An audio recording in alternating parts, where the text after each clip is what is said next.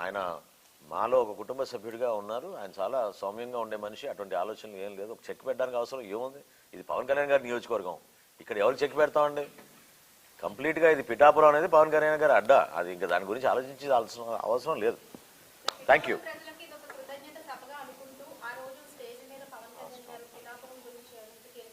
Of course ఇప్పటివరకు జరిగిన కొన్ని అభివృద్ధి కార్యక్రమాలు ఏ విధంగా కష్టపడి క్యాబినెట్లో కూడా కొన్ని తీర్మానాలు చేపించి ప్రత్యేకంగా శాంక్షన్ చేయించారో పిఠాపురం గురించి అవన్నీ కూడా వివరిస్తారు పవన్ కళ్యాణ్ గారు. అంటే ఎక్కువ మందికి తెలియకపోవచ్చు, కానీ చాలా అద్భుతమైన కార్యక్రమాలు ఈ 8 నెలల్లోనే పవన్ కళ్యాణ్ గారు ఉప ముఖ్యమంత్రిగా అయినాక పిఠాపురం శాసనసభ్యుడిగా ఆయన ఒక బాధ్యత తీసుకుని అనేక అభివృద్ధి కార్యక్రమాలు మంజూరు చేయించారు. వాటి గురించి వివరిస్తారు.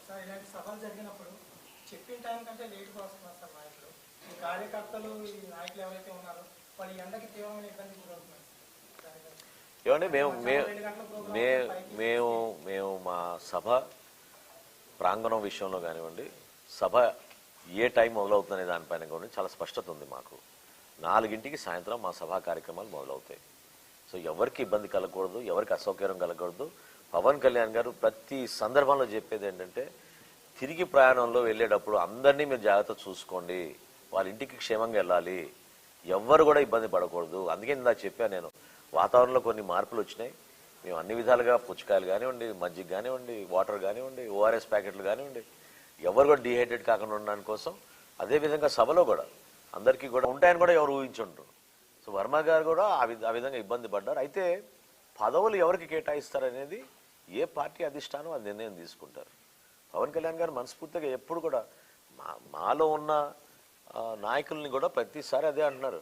ఏదో వారసత్వం రాజకీయం అని ఎవరైనా అంటే చాలా పొరపాటు అది. పవన్ కళ్యాణ్ గారు ఎప్పుడు కూడా కోరేది అంటే యువ నాయకత్వం, కొత్త నాయకత్వాన్ని మనం ఎంకరేజ్ చేయాలి. ఎంతమందికి అవకాశం ఇవ్వగలితే అంతమందికి ఇవ్వాలి మన అవకాశం అని ఆయన నిలబడతారు. ఆయన ఇప్పుడు చాయిస్ ఇస్తే ఆయన పదవి తీసుకోరు, కానీ ఇతరులకు పదవి ఇచ్చే మనిషి ఆయన. కాబట్టి వర్మ గారి విషయంలో కూడా ఖచ్చితంగా ఆయనకి న్యాయం జరగాలి. ఆ విధంగా ఆయనకు గౌరవించుకుంటాం. ఆయన కూడా వాళ్ళ పార్టీలో ఉన్న అంతర్గత విషయం అది వాళ్ళు మాట్లాడాలి. కూటమిలో భాగస్వాములుగా ఆయన సహకరించారు. పవన్ కళ్యాణ్ గారు ఎలక్షన్ నిలబడ్డారు. మీ అందరం కూడా ఆయన గౌరవించుకుంటాం. లేదండి, దొరబాబు గారు ఎలక్షన్ ముందే వద్దామని అనుకున్నారు. కొన్ని కారణాల వల్ల రాలేకపోయారు. ఆయన మాలో ఒక కుటుంబ సభ్యుడిగా ఉన్నారు. ఆయన చాలా సౌమ్యంగా ఉండే మనిషి. అటువంటి ఆలోచనలు ఏం లేదు. ఒక చెక్ పెట్టడానికి అవసరం ఏముంది? ఇది పవన్ కళ్యాణ్ గారి నియోజకవర్గం. ఇక్కడ ఎవరు చెక్ పెడతామండి? కంప్లీట్గా ఇది పిఠాపురం అనేది పవన్ కళ్యాణ్ గారి అడ్డా. అది ఇంకా దాని గురించి ఆలోచించి అవసరం లేదు. Thank you.